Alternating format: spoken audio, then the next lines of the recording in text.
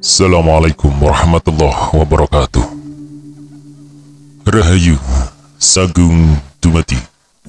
Kembali lagi di channel Babat Nusantara. Pada kesempatan kali ini akan menceritakan Gajah Mada seri kelima, Hamukti Moksa, bagian ke-10.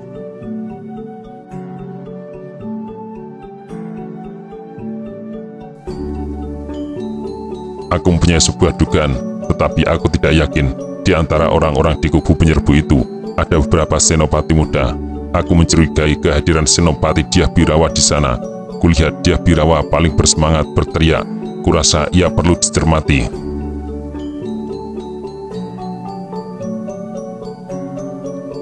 Mendengar nama itu disebut, Senopati Macan Liwung segera mengerutkan kening. Nama Dyah Birawa dengan segera mengingatkannya pada nama di belakangnya, sosok yang menyimpan dendam sundul langit kepada Gajah Mada. Dia sonder kehilangan jabatannya karena Gajah Mada berhasil menemukan bukti tindak kejahatannya mencuri uang negara. Gajah Mada memerintahkan dilakukan pemeriksaan. Dari pemeriksaan itu terbukti dia sonder telah menyelewengkan dana negara untuk memperkaya diri. Kemudian ia pun dicopot dari jabatannya. Masuk akal, kata Macan Liwung. Aku pasti akan menelusuri setelah semua ini selesai. Sebuah anak panah yang dilepas dari kubu penyerbu melesat memanjat langit, lalu menukik tajam ke bumi. Gajah Segara yang berkesempatan memperhatikan gerakan anak panah itu segera bergeser dan mempersiapkan tameng. Gajah segera bertindak di saat yang tepat. Jika tidak, anak panah itu pasti menyambar lengan Senopati Macan Liwung. Macan Liwung hanya melirik tindakan tangkas Gajah Segara itu tanpa harus merasa berterima kasih.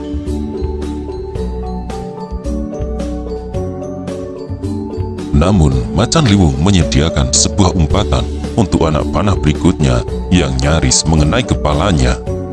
Jarak penyerbu makin lama makin dekat. Anak panah yang mereka lepas pun makin tepat ke sasaran. Para prajurit Bayangkara sebenarnya tetap tunduk pada perintah pimpinan. Akan tetapi, ketika di antara anak panah itu ada yang berhasil mencederai, mereka pun membalas. Balasan yang mereka berikan semata-mata berdasarkan naluri. Itulah sebabnya dari arah Istana Kepatihan mulai melesat beberapa anak panah. Anak panah pasukan Bayangkara dilengkapi dengan semacam pisau tajam di ujungnya. Sedangkan meski tanpa semacam taji, anak panah prajurit pengawal Istana Kepatihan memiliki ketajaman arah yang jarang meleset. Anak panah ini tidak gampang bergeser arah meski berhadapan dengan angin yang deras. Memperoleh tanggapan dari Istana Kepatihan, Senopati Dyah Birawa merasa amat senang. Dengan demikian, benturan yang diharapkan benar-benar akan terjadi. Pasang gelar sumpit urang, maju, serbu! Teriak Senopati Dyah Birawa. Perintah itu segera diterjemahkan pihak penyerbu. Dengan mengacungkan pedang, trisula, dan tombak, para prajurit itu berlari mendekat. Gerak berlarian itu segera disambut dengan hujan anak panah. Para prajurit pengawal Istana Kepatihan merasa tak punya pilihan lain selain harus memberikan balasan setara dengan tekanan yang mereka terima. Perintah Senopati Macan Liwung untuk menghindari jatuhnya korban terpaksa mereka abaikan. Perkembangan yang demikian benar-benar menyulitkan Macan Liwung. Di mana sebenarnya Kakang Gajah Mada? Keluh Macan Liwung yang tak lagi kuasa menutup rasa jengkelnya. Apakah yang terjadi kemudian adalah sebuah kebetulan? Jawaban dari pertanyaan Senopati Macan Liwung itu justru muncul sejenak kemudian. Gagak Bongol yang pertama kali terbelalak, disusul Kanuruan Gajah Enggon. Gajah Sagara tak kalah kaget, merasa kedua kakinya tenggelam ke bumi. Tanah mencengkramnya dengan amat kuat. Mula-mula Pasangguan Gagak Bongol dan Kanuruhan Gajah Enggon terkesima melihat barisan penyerbu tiba-tiba berhenti menyerbu. Hujan anak panah yang susul menyusul itu pun berhenti. Para penyerbu di depan istana kepatihan itu bagi tersihir dan kehilangan sebagian besar akalnya. Hujan anak panah balasan dari arah belakang dinding istana pun berhenti dengan tiba-tiba. Kakang Gajah Mada, letu Pasangguan Gagak Bongol dan Kanuruhan Gajah Enggon bersamaan. Kaget yang dialami dua orang perwira itu dan disusul Senopati Macan Liwung serasa bagai meledakkan kepala. Macan Liwung yang berdiri di bayang-bayang gapuro bahkan tak merasa ragu untuk keluar dari persembunyiannya. Dengan tatap mata takjub, pandangannya tertuju ke depan kepada sosok pendek dan kekar dengan kaki kuku yang menghujam kuat ke tanah. Macan Liwung bingung, demikian juga dengan Pasangguan Gagak Bongol dan Kanuruhan Gajah Enggon. Mereka mengalami kesulitan untuk bisa memahami dari mana arah kemunculan Gajah Mada. Macan Liwung yang menoleh ke arah kanan dengan segera menduga Gajah Mada mungkin muncul dari lebat pohon ketela yang ditanam rapat di barat kepatihan. Dari tempat itu, Mahapati Gajah Mada bisa langsung memotong gerak pasukan yang akan menyerbu rumahnya. Dengan bertelanjang dada dan berbalut kain panjang pola gringsing udayana, Gajah Mada yang berada tepat di tengah-tengah sasaran hujan warastro itu melangkah ke depan tanpa secuil pun keraguan. Wibawa yang dimilikinya yang telah terbentuk bertahun-tahun lamanya tidak kalah besar dari wibawa yang dimiliki raja. Rupanya wibawa itu masih terlalu berat untuk dilawan. Menggunakan pasukan berkekuatan segelar sepapan yang berasal dari gabungan berbagai kesatuan sekalipun. Gugup prajurit yang sebelumnya sangat bernafsu untuk menyerang istana kepatihan itu, mereka bergerak mundur. "Ayo, siapa yang mau membunuh aku?" teriak Gajah Mada amat keras. Salang tunjang berjatuhan para prajurit penyerbu menjadi sumber gaduh yang tidak dimengerti oleh mereka yang berada di bagian belakang. Impit-impitan terjadi dan saling dorong pun tak bisa dicegah. "Ada apa? Ada apa di depan?" teriak yang berada di belakang. "Ada Gajah Mada di depan," balas seseorang. Ada yang terkejut mendengar ucapan saur Manu itu. "Hah? Gajah Mada? Bunuh! Bunuh Gajah Mada!" Terdengar perintah dari belakang. Senopati Kebumudra, Senopati Diabirawa, dan segenap pihak yang menjadi komplotannya yang berada di belakang sulit memahami mengapa barisan yang telah tertata itu bisa berubah menjadi kacau balau. Yang berada di depan mungkin tahu duduk persoalannya, tetapi yang di belakang benar-benar bingung, tak tahu mengapa tiba-tiba arah barisan itu berbalik. Barisan di belakang hanya bisa menyesuaikan diri. Mereka bergerak berdasarkan apa yang mereka lihat di depan. Karena yang berada di depan bergerak mundur berlarian, yang di belakang ikut mundur berlarian.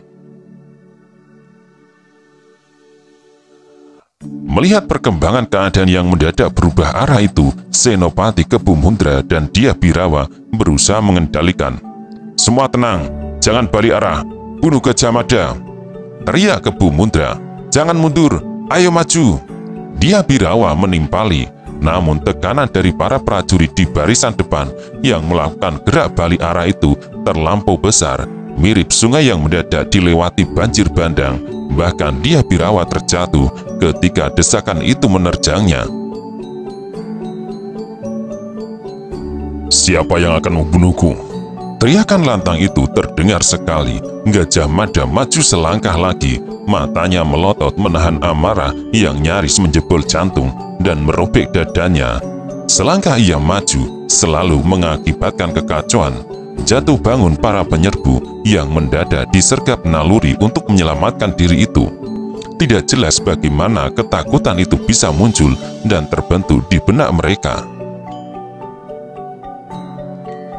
Dalam pandangan mata mereka, Gajah Mada yang memegang sebuah gada di tangan kanannya itu serasa berubah menjadi Yamadipati yang siap mencabut nyawa siapa saja yang berani mendekat.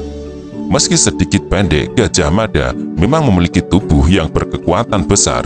Jika ayunan gada yang sebagian terbuat dari besi itu mengenai kepala, sulit membayangkan akibat macam apa yang akan terjadi. Gila, desis Pasangguan Gagak Bongol yang berusaha meredakan diri. Mahapati Gajah Mada berdiri tegak dalam upayanya menguasai diri dari ajakan jantungnya yang ingin bergolak. Gajah Mada berbalik dan mengarahkan pandang matanya ke istana. Tidak jelas apa yang ada di benak Mahapati Gajah Mada saat melalui pandang matanya. Ia menelusuri garis dan lekuk atap rumahnya dari ujung ke ujung. Gajah Segara yang berdiri di sebelah ayahnya berlari mendekat dan menempatkan diri di hadapan laki-laki yang telah dianggapnya sebagai pamannya itu. Gajah Segara mendapati cara menatap yang aneh, seperti berasal dari orang yang belum dikenalnya. Tatap mata itu seperti sinis, tetapi entah ditujukan kepada siapa. Mahapati Gajah Mada berbalik membelakangi saat melihat Pasangguan Gagak Bongol mengayunkan langkah mendatanginya, disusul Kanuruhan Gajah Enggon dan Senopati Macan Liwung.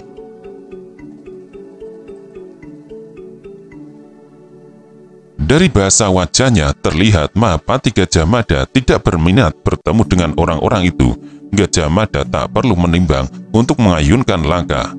Ia tidak ingin disebut pengecut yang tidak berani mempertanggungjawabkan apa yang telah terjadi di lapangan Bubat. Gajah Segara bergegas mengikuti langkah Sang Mahamantri Mukya dengan gerak ayunan kaki yang sama. Jika Gajah Mada mengayunkan kaki kirinya ke depan, Gajah Segara mengayunkan kaki yang sama. Demikian juga ketika Gajah Mada mengayunkan kaki kanannya. Kumpulan prajurit yang semula berjejal semburat melarikan diri. Tak jelas mengapa mereka beranggapan bahwa Gajah Mada bisa menjadi bahaya yang mengancam mereka. Para kawulo yang semula berunjuk rasa dan menuntut agar Gajah Mada dihukum mati serta istananya dibakar hangus pun salang tunjang menyelamatkan diri. Dyah Birawa, Kebu Mundra, dan orang-orang di sekeliling mereka yang semula telah sepakat menghimpun diri, tiba-tiba bagai kehilangan mulut. Mereka bingung tak tahu harus melakukan apa. Gajah Mada terus mengayunkan kaki dan menjadi pusat dari semua perhatian. Di belakang Gajah Mada, Gajah Segara dengan penuh keyakinan mengikutinya. Agak jauh di belakang, Pasangguan Gagak Bongol berjalan beriringan dengan Kanuruhan Gajah Enggon dan Senopati Macan Liwung. Di belakang tiga orang perwira itu, pasukan Bayangkara melakukan pacak baris dalam kesiagaan tertinggi dan siap melepas senjata. Setelah sampai di sudut barat, di dekat istana kediaman Sang Bharata Narapati, Mahapati Gajah Mada berbelok ke kiri, menyusur jalan utama di depan istana yang mengarah ke pintu gerbang Purawaktra. Para prajurit dan para pengunjuk rasa yang semula menghujatnya, kini hanya memandangi langkahnya dari kejauhan. Namun mereka kemudian bergerak mengikuti dari kejauhan. Apa yang akan dilakukan Gajah Mada atau kemana Gajah Mada akan pergi menumbuhkan rasa ingin tahu yang membuncah dan butuh jawaban. Kerumunan prajurit yang menjaga Purawaktra bergegas membuka pintu gerbang. Masih tanpa bicara, Gajah Mada mengayunkan langkah memasuki pintu gerbang Purawaktra. Selanjutnya Gajah Mada memberi kesempatan kepada Gajah Segara untuk tidak berjalan di belakangnya, tetapi menjajarinya dengan menempatkan diri di sebelah kirinya. Para prajurit pengawal pintu gerbang Purawaktra semula akan menutup pintu itu, tetapi niat itu diurungkan manakala terlihat Kanuruhan Gajah Enggon, Pasangguan Gagak Bongol, dan Senopati Macan Liwung datang. Barulah saat ketiga perwira itu telah masuk, pintu gerbang Purawaktra ditutup. Jangankan para kawulo yang menumpuk berjejal di alun-alun luar depan Purawaktra, Bahkan Senopati Diabirawa dan Senopati Kebumundra pun tak bisa menebak pertemuan macam apa yang akan terjadi di Manguntur. Di tata kerambat Bale Manguntur, duka itu sedang sangat kental. Prabu Hayam Wuruk masih belum mampu menguasai diri. Pandang matanya tak pernah bergeser dari wajah cantik Dyah Pitaloka yang memucat dan memayat. Di Bale Manguntur itu hadir Ibu Suri Sri Gitarja Tirubana Tunggadewi Jaya Wisnuwardani, Raden Cakradara, Ibu Suri Dyah Wiyat Raja Dewi Marajasa, Raden Kudamerta, dan para sekar kedaton, baik anak-anak Ibu Suri Sri Gitarja maupun anak-anak Dyah Wiyat. Di tempat itu hadir pula Brahmana Smarananta yang duduk termangu dengan kaki bersila berdampingan dengan Dharmayaksa Kasogatan dan Arjaya Narendra. Lengan Brahmana Smarananta yang terluka dibebat dengan kain. Luka itu berasal dari sambaran anak panah yang ia peroleh ketika mencoba mencegah agar perang antara Sunda dan Majapahit tidak terjadi.